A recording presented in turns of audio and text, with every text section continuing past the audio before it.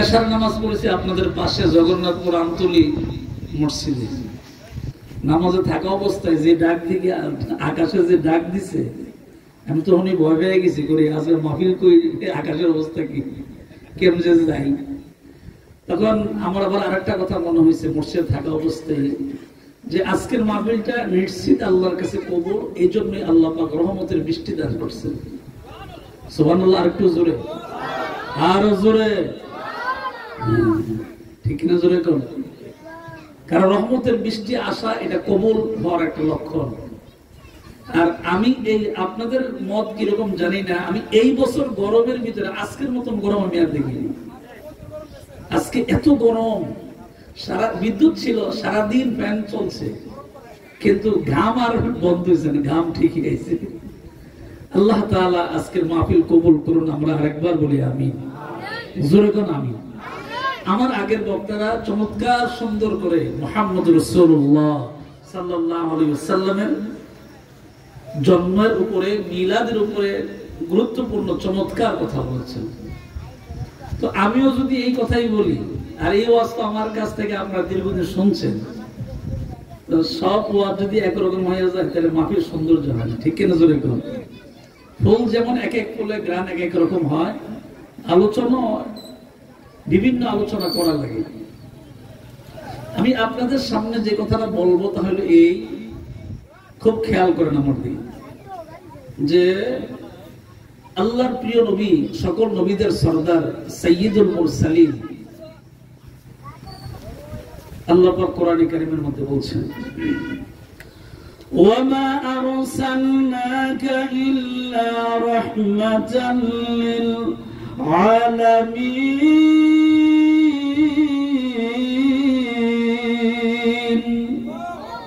জবানটা খুলে না, আল্লাহু আকবার। আপনি আয়াতের দিকে লক্ষ্য করেন, খুব খেয়াল করেন, লক্ষ্য করেন।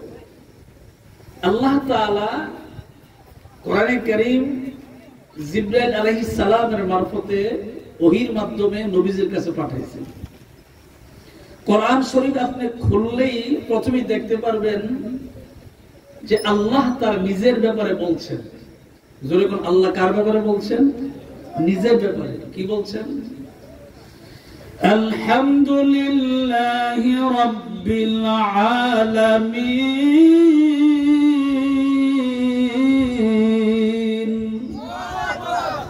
আল্লাহ তার নিজের ব্যাপারে বলছেন যে সমস্ত প্রশংসা হবে একমাত্র আল্লাহর জন্য। জোরে কোন, কার জন্য? আওয়াজ করে বলেন, কার জন্য? প্রত্যেকটা নামাজে, শুধুমাত্র জানাজার নামাজ ছাড়া বাকি প্রত্যেকটা নামাজে এই আয়াত, এই সূরা পড়া লাগে, ঠিক কিনা? জোরে করে, ঠিক না? পড়া লাগে।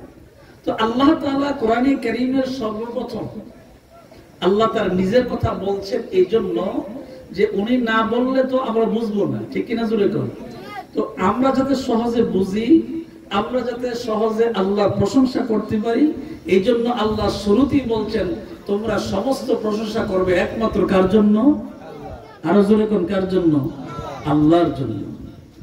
ঠিক তদ্রুপ ভাবে যেহেতু আল্লাহ পাক বলছেন রব্বিল আলামিন, সমস্ত জগতের রব, প্রতিপালক সমস্ত জগতের, এই আয়াতের শেষ দিকে লক্ষ্য করলে, আর ওমা আরসালনাকা ইল্লা রাহমাতাল লিল আলামিন, ওই আয়াতের দিকে লক্ষ্য করলে বোঝা যায় যে আল্লাহ যেমন সমস্ত জগতের রব, ঠিক তদ্রূপ নবীজির ব্যাপারে যে আয়াত আল্লাহ তাআলা কোরআনে কারীমে অসংখ্য আয়াতের ভিতরে এই আয়াতটা বলছেন, এই আয়াতের শেষ দিকে লক্ষ্য করলে দেখা যায় আল্লাহ যেমন সমস্ত জগতের রব, নবীও সমস্ত জগতের রহমত। সুবহানাল্লাহ। তো আস্তে বলো তো, আরো জোরে করুন। তাইলে আল্লাহ নিজে হলেন সমস্ত জগতের রব। আসমান জমিন, লৌহ কলম, শরীয়ত এবং মারিফত, মানে প্রকাশ্যে এবং গোপনে, আপনি যা দেখছেন যা দেখেন না, সমস্ত সৃষ্টি জগৎ যেমন সবকিছু আল্লাহ হলেন সমস্ত কিছু রব, ঠিক তদ্রূপ সমস্ত কিছু রহমত। ওমা আরসালনাকা ইল্লা রাহমাতাল লিল আলামিন। তাহলে আল্লাহ যে বললেন যে আমি হইলাম সমস্ত জগতের রব। আবার আল্লাহ যে নিজের কথার পরে আবার কোরআনে কারীমের আরেক জায়গায় বললেন যে আমার নবী সমস্ত জগতের রহমত, রাহমাতাল লিল আলামিন। তাইলে আমার ওয়াজের দরকার নাই, আহসানুল্লাহ নাসরি সাহেবের ওয়াজের দরকার নাই। এখানে স্পষ্ট বক্তব্য, আল্লাহ যে জায়গায় নবীর ব্যাপারে ওয়াজ করছেন এই জায়গায় অন্য কোন বক্তার বক্তব্যের কোনো প্রয়োজন নাই, আল্লাহর নিজের ওয়াজই যথেষ্ট। কথা বলেন ঠিক কিনা জোরে কোন? আল্লাহ তার নিজের ওয়াজই আমাদের জন্য বোঝার জন্য যথেষ্ট। এখানে আর কোনো দলিলের দরকার নেই। আমি গত জুমায় আপনি কোটি চৌমুনি বাস স্ট্যান্ড জামে মসজিদে আমি জমা পড়াই, আপনি হয়তো অনেকে জানেন। তা আমি গত জুমায় খুতবার আলোচনায় আমি দীর্ঘক্ষণ প্রায় 35 মিনিটের মতন কথা বলেছি, কারণ এরপরে তো এত কথা লম্বা কথা তো আর বলা যায় না জুমার নামাজে। তারপরও অসমাপ্ত আলোচনা ছিল, তখন বলছি যে আমি যদি বেঁচে থাকি ইনশাআল্লাহ আগামী জমাতে বাকি কথাগুলি বলবো। এর অর্থ আমি এই কথাটা আপনাদের কি বুঝাইলাম? এই কথাই বুঝাইলাম যে আল্লাহ তাআলা নবীর এত প্রশংসা করছেন, আপনি প্রশংসা করলেও পারেন না করলেও পারেন সমস্যা নাই, এত করে নবীর সম্মান জীবনও কমবেও না, আর যা দেওয়ার আল্লাহ দিছে এটা আর বাড়বেও না। ঠিক কিনা জোরে কর? মানে আল্লাহ যা সীমানা দেয়া দিচ্ছেন যথেষ্ট, কারণ আল্লাহর ওয়াজের চেয়ে বড় ওয়াজ পৃথিবীর কারো আর নাই। আল্লাহ তো নিজেই ওয়াজ করছে। সুতরাং আল্লাহ তাআলা নবীর এত গুণকীর্তন করছেন। এখন কোন বক্তা যদি নবীর গুণকীর্তন করলে কারো চেহারা মলিন হয়, কষ্ট লাগে, তাহলে বোঝা গেল তার ভিতরে মুনাফিকের আচরণ আছে। কথা বলে না। কোন আলেম, কোন বক্তা, কোন কোরআন হাদিস জানলেওয়ালা অথবা যে কোনো ব্যক্তি যদি নবীজির আলোচনা করেন, নবীজির গুণকীর্তন করেন, প্রশংসা করেন, এই প্রশংসা শুনে যদি কোনো ব্যক্তির, আলেম হোক আর পাবলিক হোক, কোনো ব্যক্তির যদি মন খারাপ হয় যে আল্লাহর প্রশংসা বাদ দিয়া নবীর এত প্রশংসা কেন, এরকম যদি মন খারাপ হয় তাহলে বুঝতে হবে যে ইমানের ভিতরে মুনাফিকি কাজ করতেছে। কারণ এটা তো আমার ওয়াজ না, কারো ওয়াজ আল্লাহ। যেরকম কারো ওয়াজ আল্লাহ ওয়াজ, আল্লাহ ওয়াজ। রাস্তা দিয়ে নবীজি হাইটা যাইতেছে, এমন সময় রাস্তা দিয়ে নবীজি সাহাবী কিরাম আজমাইন রাদিয়াল্লাহু তাআলা উনি হাইটা যেতেছেন। এমন সময় রাস্তার পাশে একটা নবীজি উট দেখলেন। তো উট দেখার পরে নবীজি উটের মালিককে খবর দিলেন। উটের মালিক, ঘটনাটা অনেক বড়, সংক্ষেপে বলি। তো উটের মালিক আসার পরে নবীজির সাথে কথা আলোচনা হয়েছে, কথাবার্তা হয়েছে। তো এক পর্যায়ে উটের মালিক বলতেছে, নবীজি বলতেছেন যে উটটা আমার কাছে বিক্রি করে দেব। সুবহানাল্লাহ। নবীজি কি বলতেছেন মালিকরে যে উটটা আমার কাছে বিক্রি করে দেব। উটের মালিক বলতেছে যে আমি উট বিক্রি করব না। তো নবীজি তো তাকে রইছে, সাথে সাথে উত্তর দিছে কি, আমি এই উট বিক্রি করব না। নবীজি তাকে আছেন, সেও দেরি করে নাই, সাথে সাথে বলছে যে নবীজি আপনার কাছে আমি উট বিক্রি করব না, আমি উটটা আপনাকে হাদিয়া দিয়ে দিব। আর জোরে কোন সুবহানাল্লাহ। আল্লাহর নবী ডাক দেন উটের মালিক রে, মালিক, তার চেহারা দেখে আমি বুঝতে পারলাম রে মালিক, আমার কাছে তোমার উট বিক্রি করতে হবে না, হাদিয়াও দেওয়া লাগবে না। উটের চেহারা দেখে বুঝতে পারছি রে মালিক, এই উটটা তোমার বাড়িতে যতদিন ছিল খিদায় খুব কষ্ট পায়, উপযুক্ত খানা পায় নাই, আমার কাছে হাদিয়া দেওয়া লাগবে না, বাড়িতে নিয়ে সুন্দর করে উটের খানা যথা সময়ে খাদ্য খাওয়াইয়া দিও। আরো জোরে কোন, আরো জোরে।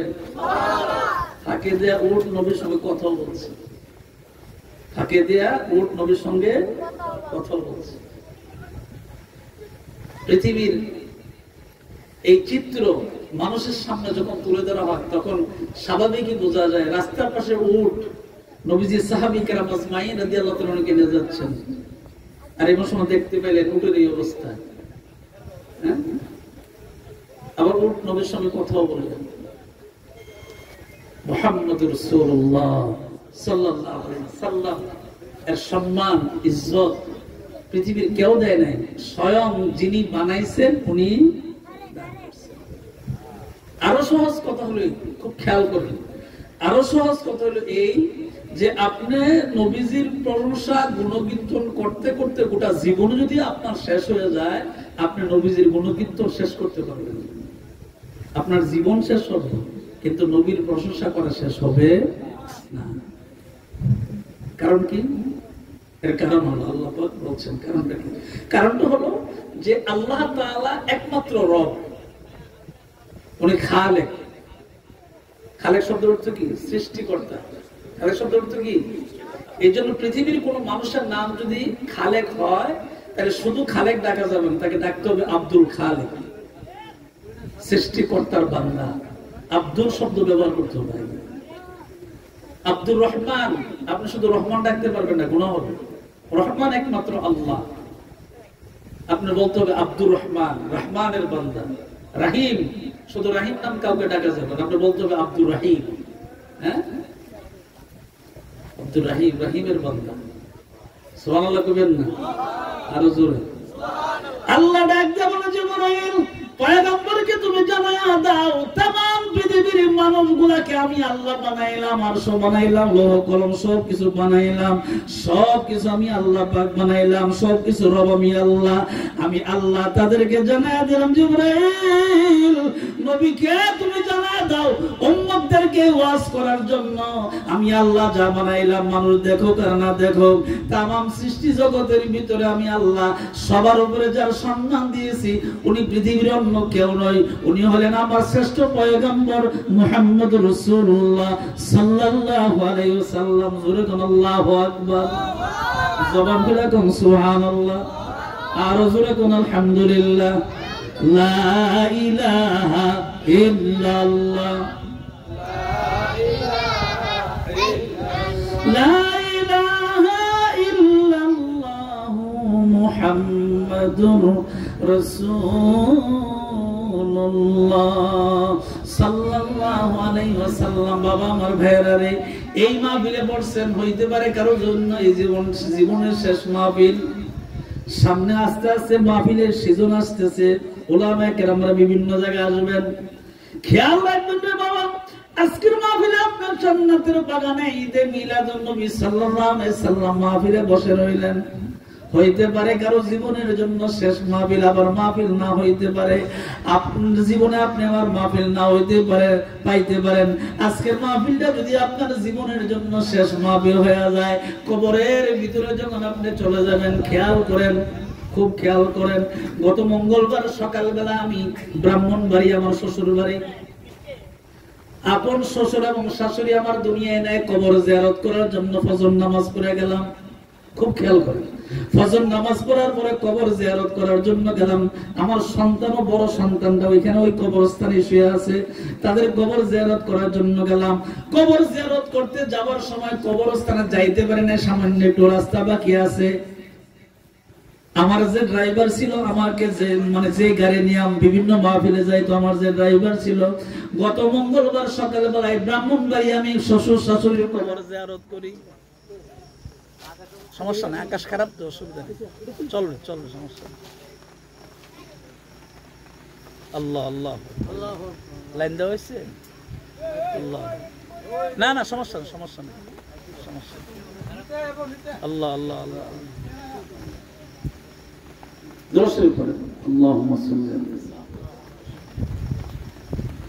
বাবা আমার ভাইরা, যে কথাটা বলতেছিলাম, কবরস্থানে যাইতে পারি নাই।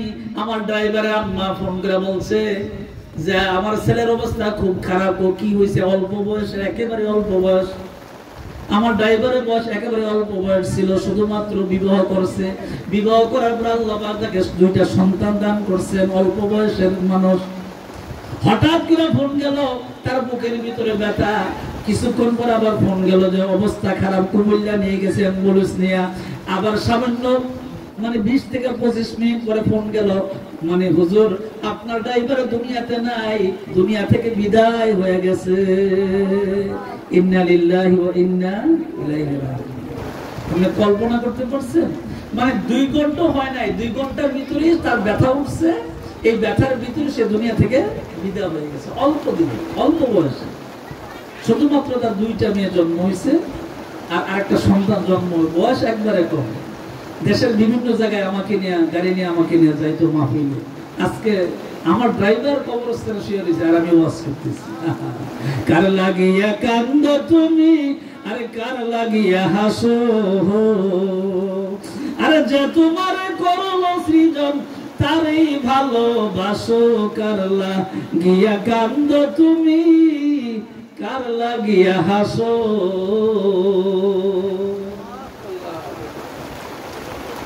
এই মাহফিলটা হইতে পারে আপনার জন্য জীবনের শেষ মাহফিল। আমি স্টেজে আসার পরে এখানে একজন বসা ছিল, আমার কাছে দোয়া চাইছে, হুজুর হ্যাঁ দোয়া চাইছে, চাস্তো ভাইয়ের জন্য দোয়া চাইছে, হুজুর আপনারা এরা খুব ভালোবাসতো, এরা মারা গেছে দুইজন। তো ওই যে বিদ্যুৎ স্পৃষ্ট হয়ে নাকি মারা গেছে। হ্যাঁ আপনার ছোট ভাই না? তা আমার বলতে হুজুর আপনারা অনেক ভালোবাসতো, অনেক আপনাকে শ্রদ্ধা সম্মান করতো। আপনি যেহেতু আজকে মাহফিলে আসছেন, এদের জন্য দোয়া করেন। আর এই লোকগুলো তো চলে গেল, আর কি আসবে বলেন? আর আসবে না। আজকে 7 দিন হলো আমার ড্রাইভার ব্রাহ্মণগ্রাম রাস্তার পাশে কবরস্থানে শুয়ে রয়েছে। কি যুবক ছিল, কি শক্তি তার, মানে খুব বডি ভালো ছিল, শক্তিও ছিল অনেক। সেই গাড়ির মালিক, সেই ড্রাইভ করতো, দেশের বিভিন্ন জায়গায় আমাকে নিয়ে যাইতো। আজকে সে 7 দিন পর্যন্ত রাস্তার পাশে ঘুমাই রয়েছে, আমি তো ঠিকই ওয়াজ করতেছি। 2-2.5 ঘন্টার ব্যবধানে বুকে ব্যথা উঠছে। 2-2.5 ঘন্টার ব্যবধানে আমি ব্রাহ্মণবাড়িয়া আমার শ্বশুর বাড়িতে থাকা অবস্থায় সে মারা গেছে।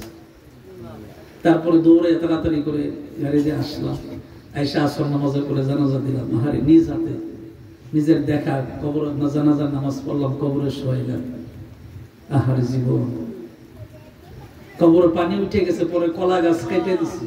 আহা জীবন, কি আরামের এসি গাড়িতে সে চলতো, নিজস্ব গাড়ি, খুব দামি একটা গাড়ি।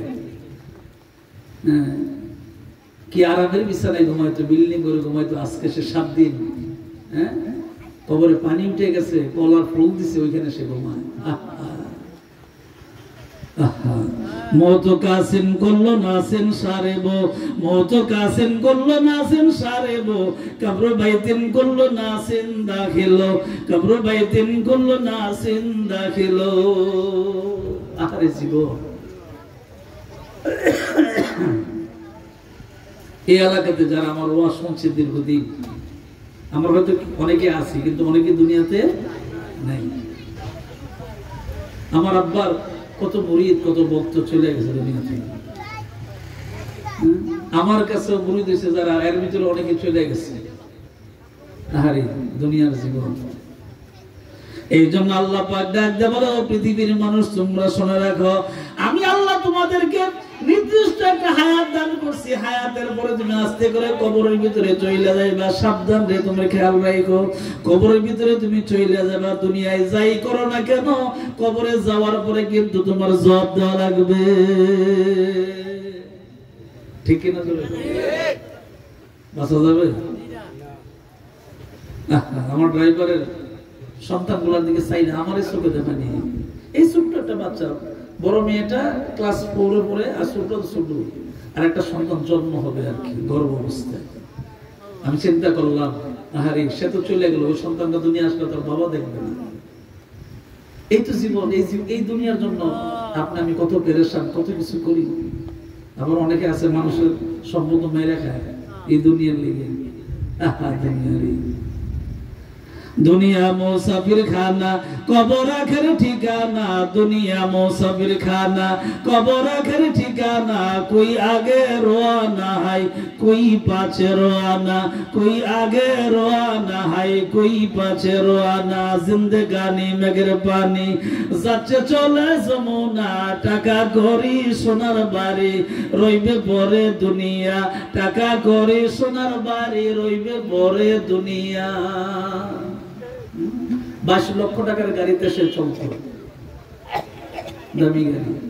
আজকে গাড়ি আছে সে কবরে। হ্যাঁ, কি মনে করছেন? এই দুনিয়ার হিসাব তো এই দিন।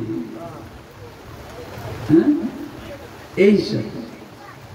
এই জন্য আল্লাহ নবী ডাক দিলেন, উম্মতেরা রে, হায়াতের বেলা শেষ হলে তুমি কবরে চলে যাইবা। ও আমার উম্মতেরা রে, যদি সত্যিকারই তুমি আল্লাহর ভয় তোমার ভিতরে থাকে, রাসূলের মহব্বত তোমার ভিতরে থাকে, তাইলে তোমার জবানটা সব সময় আল্লাহর জিকিরে মশগুল থাকবে। আল্লাহ আল্লাহ क्या मुबारक नाम है, अल्लाह अल्लाह क्या मुबारक नाम है, अल्लाह अल्लाह आशिकों का काम है, अल्लाह अल्लाह आशिकों का काम है। সত্যিকার যদি তুমি আল্লাহ ওয়ালা হও, আল্লাহর ভয় তোমার ভিতরে কাজ করে, রাসূলের মহব্বত তোমার ভিতরে কাজ করে, তুমি যতক্ষণ পর্যন্ত সজাগ থাকবে ততক্ষণ পর্যন্ত তোমার জবানে আল্লাহর জিকির থাকবে। আর যখন তুমি আশার নামাজ পড়ে আল্লাহুম্মা বিসমিকা আমুতু ওয়া আহইয়াকা বিছানায় ঘুমায় যাইবা, যদি তোমার অন্তরে চক্ষু খোলা থাকে, আল্লাহ যদি তোমার আমলগুলো কবুল করে, তাহলে ঘুমন্ত অবস্থায় তোমার জিকির, তোমার জবানে আল্লাহর জিকির চালু থাকবে।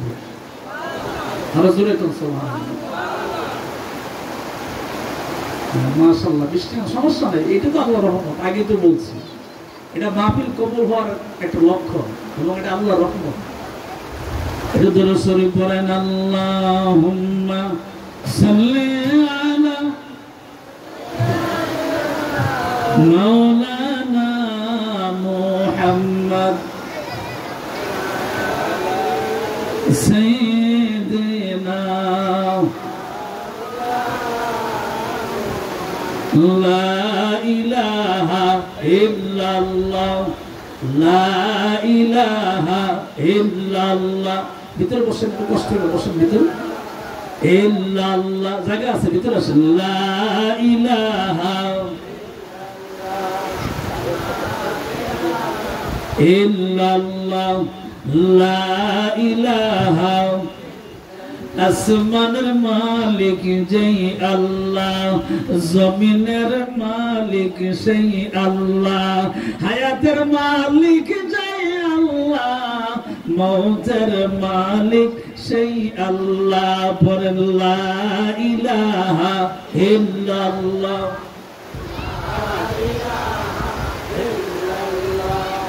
লা ইলাহা। আসমান জমিন গায়রুল্লাহ, চন্দ্র সূর্য গায়রুল্লাহ, শুধু তুমি মাবুদ এক আল্লাহ। লা ইলাহা ইল্লাল্লাহ লা ইলাহা।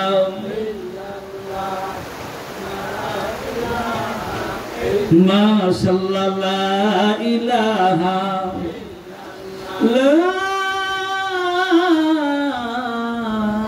ইলাহা ইল্লাল্লাহ মুহাম্মাদুর রাসূলুল্লাহ সাল্লাল্লাহু আলাইহি ওয়াসাল্লাম। জোরে কোন আমিন, জবান খুলে কোন আমিন। খারাপ লাগতেছে, কষ্ট হয়, এই বৃষ্টি আসার কত রহমত। আজকে দুপুর করে না খবর হয়েছে রোদ কারে করে, ঠিক না? জোরে সারা দিন এশার নামাজ পর্যন্ত এত গরম, যাক এশারের সময় বৃষ্টি আসার কারণে এখনো বৃষ্টি পড়তেছে, আলহামদুলিল্লাহ। ওই যে ঘরের ভিতরে বসা অবস্থায় আমাদের প্রধান আকর্ষণ আহসানুল্লাহ নেসারি সাহেব বলছেন যে আরে বৃষ্টি কোনো সমস্যা না, কত বৃষ্টিতে ওয়াজ করছি। হুজুরের কথাটা আমার কাছে খুব ভালো লাগছে। আমরাও আমাদের জীবনে বহু বৃষ্টি ভিজে ওয়াজ করছি, এটা আল্লাহর রহমত, ঠিক না? জোরে কোন এটা আল্লাহর রহমত। তানাগারিয়া তিবলে কাইজুন সাদলাবান, তানাগারিয়া তিবলে কাইজুন সাদলাবান, গারনা নালা তাবরুকাই খান আসমান। আসমান থেকে রহমতের বৃষ্টি পড়ে, এটা জমিনের জন্য আল্লাহর পক্ষ থেকে রহমত। আরো জোরে কোন সুবহানাল্লাহ। যে আগুন জ্বলছে আজ দিনের বেলা গরমে, এখন তো মোটামুটি ওয়াজের পরে আখিরে মনে হয় বাড়ি থেকে একটু আরামে ঘুমাইতে পারবে, ঠিক না? জোরে কোন আলহামদুলিল্লাহ। আরো জোরে কোন। বাবা আমার ভাইয়েরা, আমি আপনাদের সামনে দীর্ঘক্ষণ কথা বলবো না, যেহেতু হুজুর চলে আসবেন।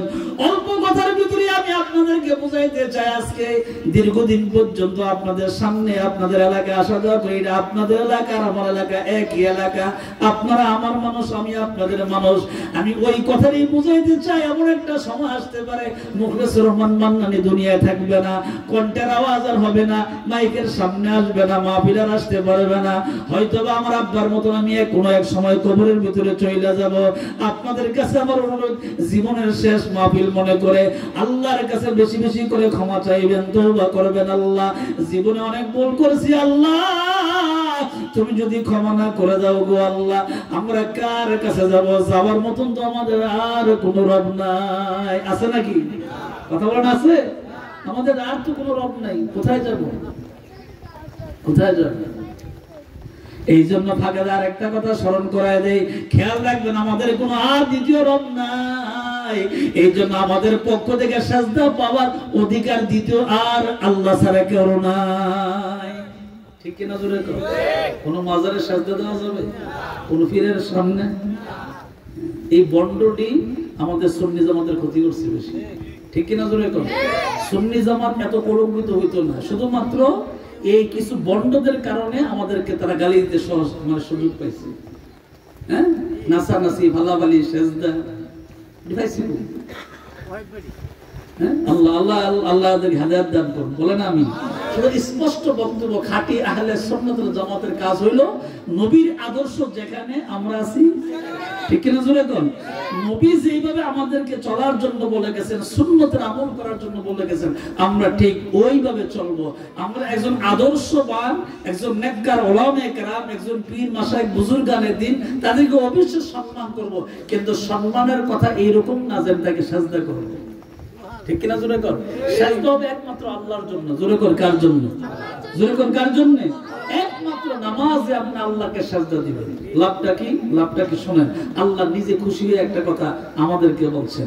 আল্লাহ পাক বলেন, জিবরাইল আমার পয়গম্বরকে তুমি বলিয়া দাও, ও জিবরাইল, আমার কোন বান্দা বান্দি যখন নামাজের ভিতরে সাজদা আমাকে দেয়, যখন সুবহান রাব্বিয়াল আলা জবান দিয়ে বলে, আমি আল্লাহ আমার নিজ কুদরতি পাওটা বান্দার সাজদার ভিতরে নিয়ে হাজির করে দে।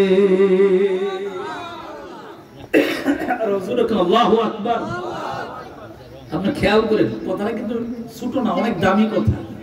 আল্লাহ পাক বলছেন যে আমাকে যখন কোন বান্দা, কোন বান্দি নামাজের ভিতরে যখন আমাকে সাজদা দেয়, তখন আমি আল্লাহ আমার নিজ কুদরতি পাওটা তার সাজদার কাছে নিয়ে হাজির করে দিই। সুবহানাল্লাহ।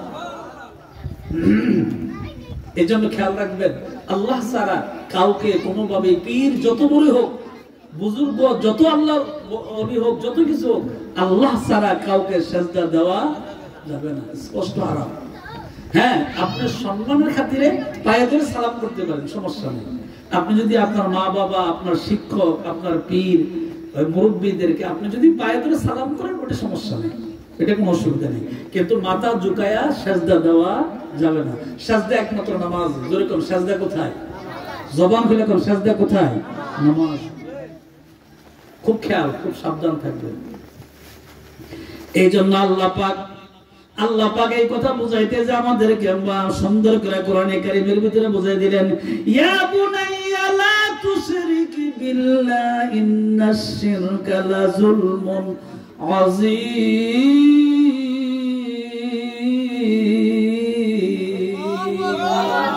কলিজার টুকরা লোকমান আলাইহিস সালাম না সন্তানকে বলেন, ইয়া বুনাইয়া, ও আমার কলিজার টুকরা, লা তুশরিক বিল্লাহ, আল্লাহর সঙ্গে কোনোদিন শরীক করবে না।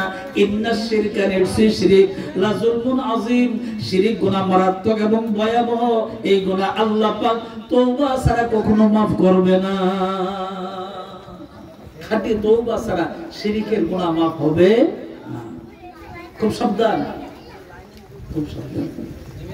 বাবা আমার ভাইয়েরা রে, আমি যে কথাটা শেষ করতেছিলাম তা হইলে আল্লাহ পাক বলেন, বান্দা শোনো, দুনিয়ার হায়াতের উপরে মৃত্যুর দিকে যখন তুমি চলে যাবে, এই মৃত্যুটা তোমার জানা নাই। আমার ড্রাইভার জানতো না অল্প বয়সে সকালবেলায় বুকে ব্যথা ওঠার সাথে সাথে মারা যাবে, জোরে কোন জানতো নাকি?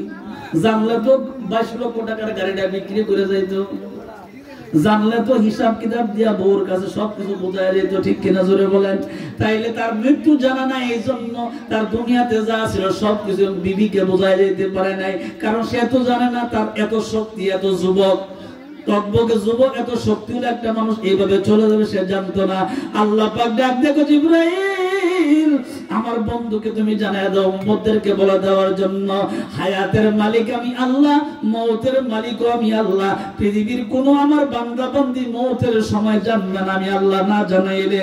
এই জন্য বান্দা বান্দিকে 24টা ঘন্টা আখিরাত মানে কবরের চিন্তা, আখিরাতের চিন্তা, পরকালের চিন্তার ভিতরে তাদেরকে বিভোর থাকতে বলবেন এবং তাদেরকে কবরের চিন্তা করে নেক আমল করতে তাদেরকে বলবেন। যদি নেক আমল নিয়ে কবরে যায়, আমার বান্দা বান্দি আমার হাবিবের উম্মত কবরে আসতে দেরি হবে, আমি আল্লাহ পাক কবরটা জান্নাতের বাগান বানাইতে দেরি হবে না। আরো জোরে কর, নেক আমলের দরকার আছে নি? কথা কোন দরকার আছে নি? নেক আমলের, নেক আমলের দরকার। এই না ওর দমন তো ছোট মানুষ বুঝে না, এই জন্য নেক আমলের দরকার। আবার অনুরোধ করি, মওতের সময় আপনি কেউ জানেন না, আমিও জানি না।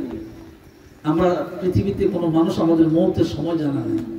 এই জন্য একজন মুসলিম হিসাবে, আমরা তো অমুসলমান না, আমরা ইমানদার মুসলমান, একজন মুসলিম হিসাবে আমার সব সময় মরণের চিন্তা থাকা দরকার, ঠিক কিনা জোরে কর, যে কোন সময় আমার মরণ চলে আসে।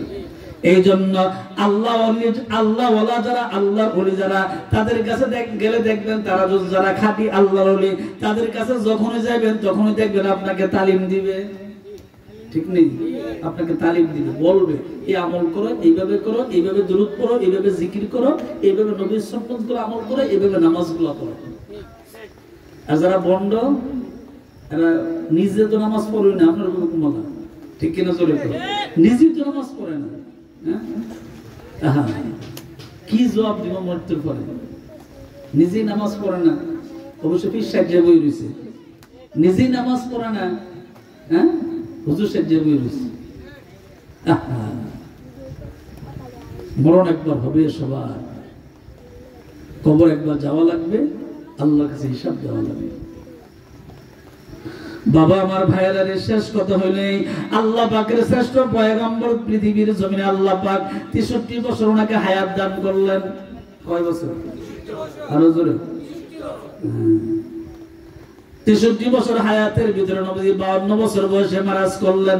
52 বছর বয়স মানে মেরাজের এই বয়স, মানে মেরাজের যখন মেরাজটা করলেন, আল্লাহ পাক জানিয়ে দিলেন, সুবহানাল্লাযী আসরা বিআবদিহি লাইলাম মিনাল মাসজিদিল হারাম ইলাল মাসজিদিল আকসা।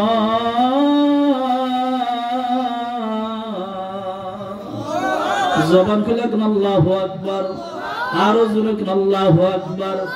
নবীজির দুনিয়ার হায়াত ছিল, মানুষের চোখের দেখা ছিল 63 বছর। নারে তাকবীর, নারে তাকবীর, নারে রিসালাত। প্রধান আকর্ষণের আগমন, মুফতি আহসানুল্লাহ নাসারি সাহেবের আগমন। নারে তাকবীর, নারে রিসালাত।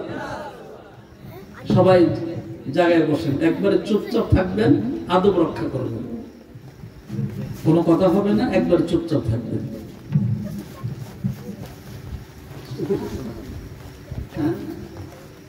একবার চুপ থাকবেন। সকলের জন্য দোয়া করি আমি, বিশেষ করে শহীদুল্লাহ সাহেবের আব্বা, আপনাদের খুব কাছের মানুষ, মাওলানা আব্দুল সাত্তার সাহেব, উনি অসুস্থ অবস্থায় মোটামুটি অনেক দিন, ঠিক না? আমরা আন্তরিকভাবে দোয়া করি আল্লাহ তার গোলামকে পরিপূর্ণ সুস্থ দান করুন। বলেন আমিন। আমি আর কথা বলবো না, এটা আমার অভ্যাস নাই যে কোনো আলেম স্টেজে আজকে কথা বলা, এটা আমার জীবনে এরকম করি না, অভ্যাস নাই। শুধুমাত্র আপনাদের একটা দাওয়াত দিয়ে মেক ছেড়ে দিই। দাওয়াত রইল আগামী 21শে ডিসেম্বর। কত ডিসেম্বর? আগামী 21শে ডিসেম্বর 2025 রোজ রবিবার আব্বাজানের 65তম ইসালের সওয়াব মাহফিল। আব্বাজানের 65তম ইসালের সওয়াব মাহফিল আগামী 21শে ডিসেম্বর 2025 রোজ রবিবার চণ্ডীদার মান্নানিয়া দরবার শরীফ আব্বাজানের মাহফিলে আপনাদের সকলের দাওয়াত। ওলামায়ে কেরাম অনেকে আসবেন, তার ভিতরে বর্তমান সোনাকান্দা দারুল হুদা দরবার শরীফের বর্তমান যিনি পীর সাহেব আছেন আল্লামা হযরত মাওলানা মাহমুদুর রহমান পীর সাহেব, সহজ কথা বর্তমান সোনাকান্দার পীর সাহেব যিনি, উনি ইনশাআল্লাহ আগামী 21শে ডিসেম্বর আমার বাড়িতে আসবেন। আলহামদুলিল্লাহ বলবেন না? হুজুরের তালিম তো আমরা শুনি, সদর শরীফ করে শুনি না? সতেরো শরীফ মাহফিলে কিন্তু হুজুরে সোনাগন্ধা পীর সাহেব হুজুর মাগরিব থেকে তালিম দেন প্রায় 9টা সাড়ে 9টা পর্যন্ত। হুজুরের দরবারে তো দেয় সারা বাংলাদেশে বিভিন্ন জায়গায় হুজুরে ওয়াজ মাহফিল করে তালিম দিয়ে থাকে। তা আল্লাহওয়ালা মানুষ, আল্লাহ ওলি মানুষ। আমি অনেক চিন্তা ভাবনা করে দেখছি, জীবনে অনেক বক্তা দাওয়াত দিয়েছি, এবার বিশ্বাস দাওয়াত দিয়ে দিই। এই জন্য আল্লাহর ওলির দাওয়াত দিছি, কারণ ওনাদের কদমে এলাকার উপর আল্লাহ রহমত পড়বে, ঠিক কিনা জোরে কর। এই জন্য সোনাকান্দা পীর সাহেব হুজুরকে আমি অনেক কষ্ট করে দাওয়াত দিছি, এবং আমার অনেক আসা যাওয়া হয়, যোগাযোগ আছে হুজুরের সাথে, এবং আমি দরবারে কিছুদিন পরে পরই যাই। তা ইনশাআল্লাহ আপনাদের দাওয়াত রইল। আমাদের মাহফিলের প্রধান আকর্ষণ মুফতি আহসানুল্লাহ নিসারী সাহেবের কাছে দোয়া চেয়ে, আপনাদের কাছে দোয়া চেয়ে বিদায় নিচ্ছি। দোয়া চাই, আবারও দেখা হবে ইনশাআল্লাহ বেঁচে থাকলে। আসসালামু আলাইকুম ওয়া রাহমাতুল্লাহি তাআলা।